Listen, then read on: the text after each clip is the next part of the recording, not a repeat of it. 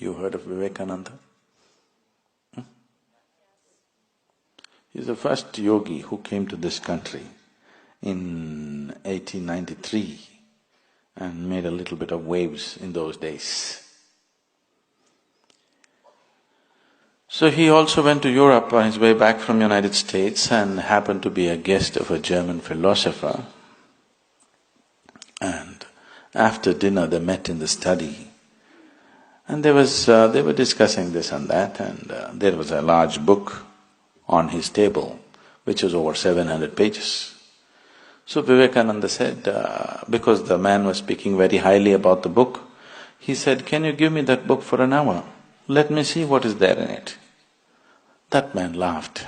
He said, "In 1 hour you're going to read this book? I have been reading it for weeks and not getting anywhere because it's so complex. And that too, it's in German language. You don't even know the language. What will you do with it in an hour?" Vivekananda said, "You give it to me for an hour, let me see." So the book was given to him.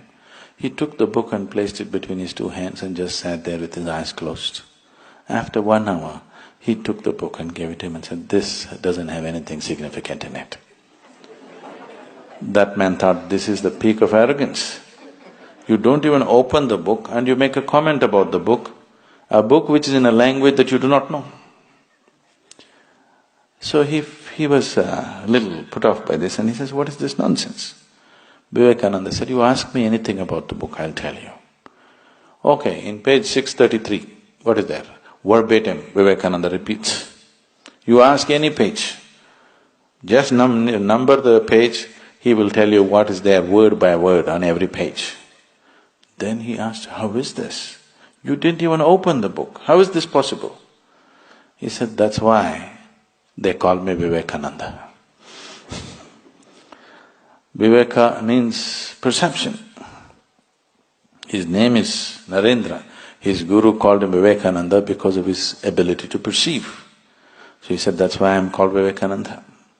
So perception of life is not… you cannot all process it through your logical mind.